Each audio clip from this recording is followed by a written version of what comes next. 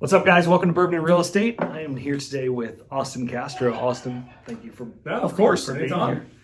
And you're a Scotch guy, but I wanted to bring out one that I thought, being this works for me.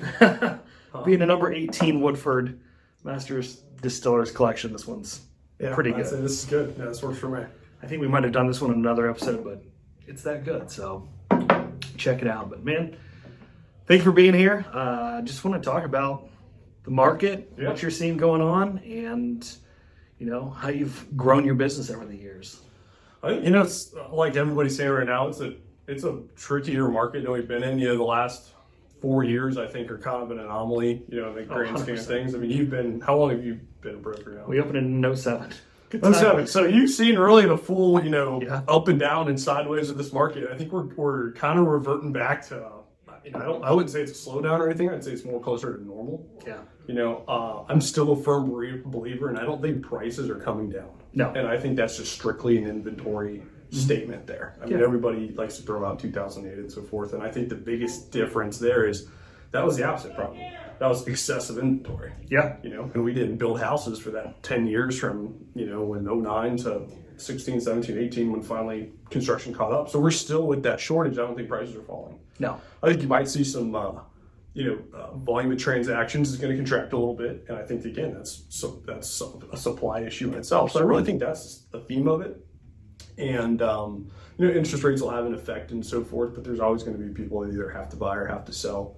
So I think you're going to be getting back to the fundamentals a little bit.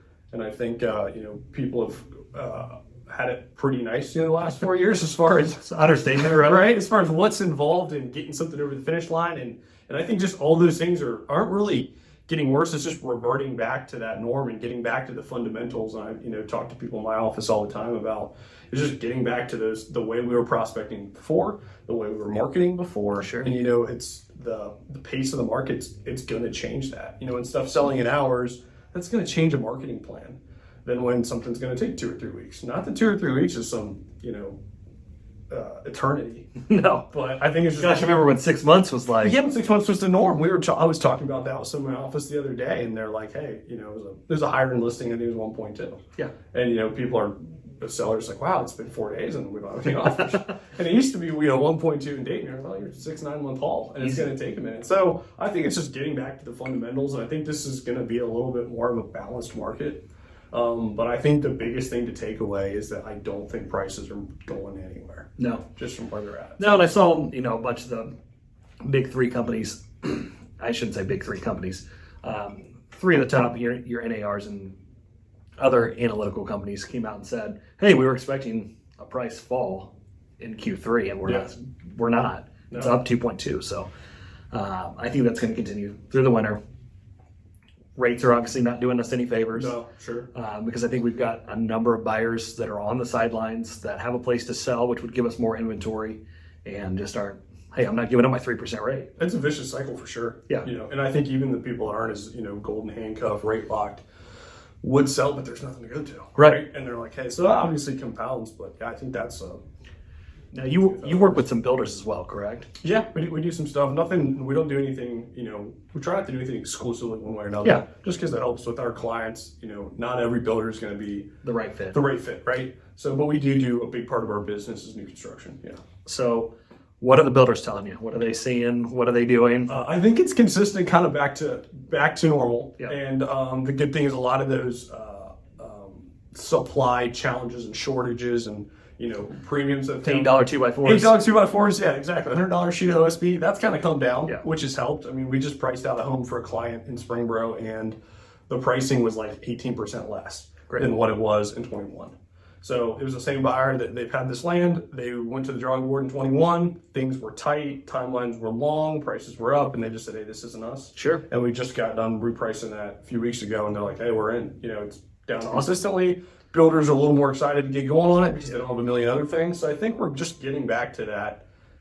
There's definitely opportunity, I think, more now than there's been. So I think the new construction, is finally coming back around. It's always been more expensive, Sure. But you tell clients, hey, you can justify that. You can pick what you want. Your timelines on mechanicals, windows, roofs, doors. You got a 20, 30 year horizon to run with. So it's always been a little bit more expensive, but it was justifiable. But I think, as you knew, in late 2020 through 2022, it was kind of to a point where it was getting hard to justify. Right. And I think that's finally kind of coming back in balance. Yeah. So what do you tell an agent that's never seen a market like this? So I think that's never seen a market like this. If you got into it 12 months ago, 3 years ago. 3 years ago. Okay. Even then, I think you got to stick through it. There's going to be a lot of people that I think fold.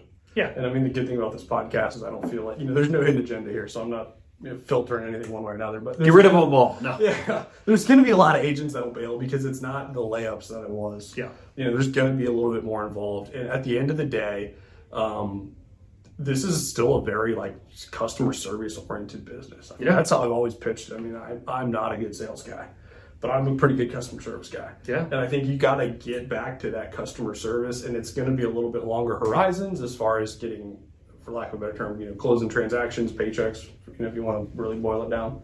And so I think you got to stick with it, and you got to get back to the basics of getting in front of people and servicing people. And that just kind of grows. Activity breeds activity. And so if you're just kind of sitting back waiting for stuff to come in, I don't think this isn't the market. No, it's not. So now, you said something there. I'm not a good sales guy.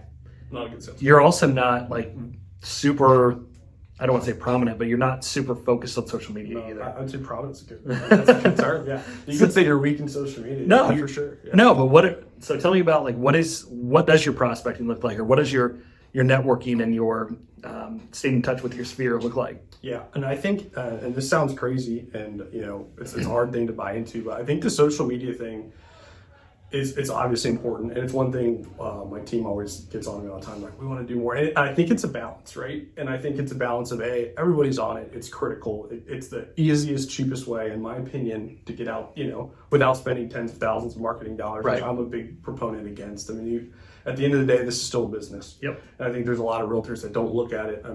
You should have a P&L, and you should know what returns and what doesn't. Right. So I think there's a fine line as far as the social media goes of being, front of mind and so forth and being relevant, but not, stepping over that line. And I do think annoying. And I think there's a part too where I think, and you tell me, because you've got way more experience than I do in this, but it seems like there's always good returns or good, reactiveness or feedback on when realtors trying to introduce a little bit of their personal side. 100%. Right? That's a big part of it. But I think you got to really be careful with that, because I know there's some, there as a real estate agent, like any business, you can be very successful. Yeah. And you can, financially, this is a business, you can do very well, and if you work really hard, but it can be tough to go into a listing and and explain why you're worth a $40,000 commission if you've got your new whatever right all over Facebook, or right. You just did this or did that. So you got to be. I think that's a really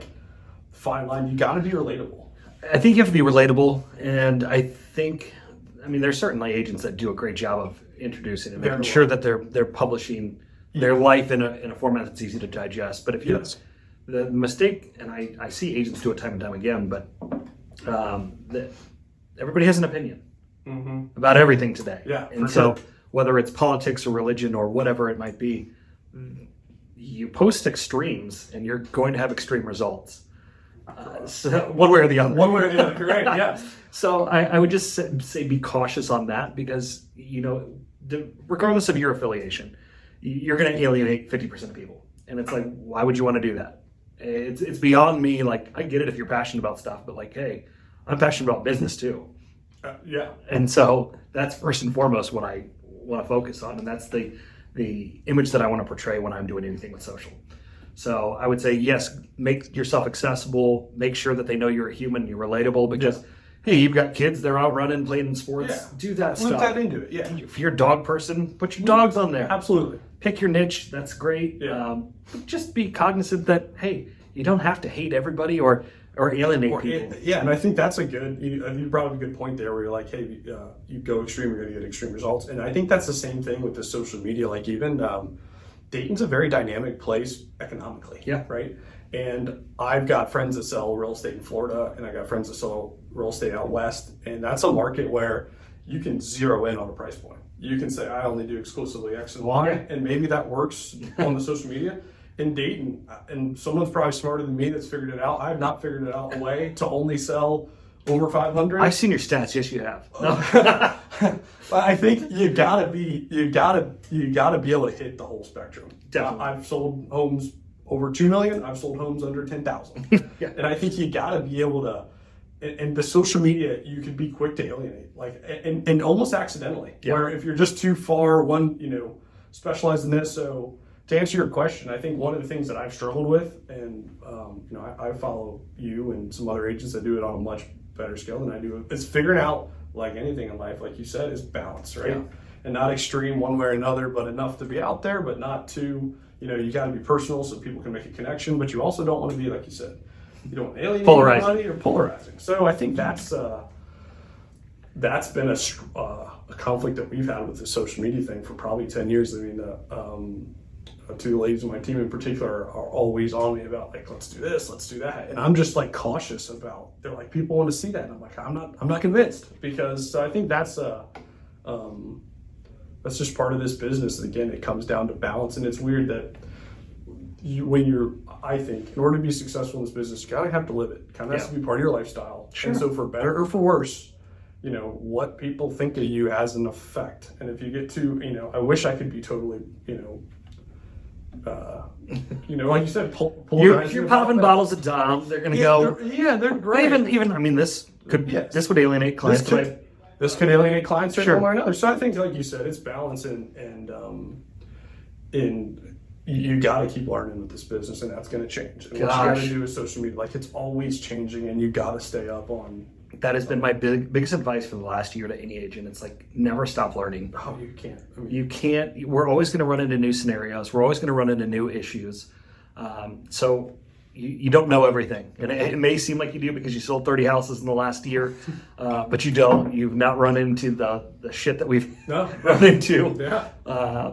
Over the past, for me, since 2004. And I've been doing this since 2011, and even like this morning I was on the phone, and I'm like talking, I say something, I'm like, oh shit, I'm like, I'm wrong. Yeah. I'm like, we fucked up yesterday, and I'm like, so you just, and one of the things that I always like, I've got almost like little mantras that I just always remember. It's like, one of the things I always is, don't focus on being right, get it right. Like, gosh, I love it. I love these little takeaways that we get. You got to name the episode that. Yeah, there you go. You got to get it right. Don't worry about. And I think I don't know and you would know because you're much more involved in the HR part of this business than I am. But it seems to attract like an ego, right? Most real estate, I don't know, attracts that type of person. It seems like, and so many people are worried about like being right about whatever the thing's going on. It's like, who gives a shit? You can be right, you can be rich. Oh yeah, you just get it right. And if you're wrong, okay, well, fuck that up. We need to change directions and do this. So I think that's one thing I'm always saying. I said this myself this morning. I'm on the phone and I'm like, no, that's not right. We'll make it right. We'll make it right. Yeah. So, man, any last minute words of wisdom for newbies out there that are struggling or agents that aren't sure what's going to happen this winter? Don't be afraid. Keep reaching out. Reach out to people like Tyler that have been in this business for, like you said, 07. I mean, what better? Way better to learn from your mistakes. You don't have to make mistakes firsthand. Made a lot to learn from them. Yeah. Not that you have one another. We don't call them mistakes. We call them tuition. I paid tuition. A lot of it. That's a good one. I like that. I'll be still in that. But don't be afraid to reach out. And I think, again, another odd thing about this business is you have to be able to work with your competition to be successful. I hate to use the word competition. So, and there's enough out there for everybody. Oh, everybody's my like, goodness. I'm like, I mean, the top agents in Dayton don't have 1% market share. No. So there's so much to go around. Don't be afraid to reach out to people, and even if you don't know them that well, be like, hey, how would you do this? Because it's in all of our best interest to bring everybody up, because this industry will be under attack way before any one individual will, you know what I mean? Absolutely. If that makes sense. No, and go to networking events. Go to Absolutely. realtor events, local. Get to know people, and those relationships will go. It makes it so much easier when you're in a deal to say, hey, Austin, hey, my clients didn't deposit the earnest money or whatever it might We be. need to make this happen. What can we do? We're here now. Yeah. No one wants to be here, but how can we get past it? And I think that'll be my 2 cents of in this market is don't be afraid to reach out to some of the more senior people in your office, out of your office, whatever, and like, hey, how do we get through this? Because it's in all of our best interest to keep it, to keep this profession 100%. professional. So Awesome. but, Awesome. cool. Cheers. Thank you. Yep. Thank you. See you guys in the next one.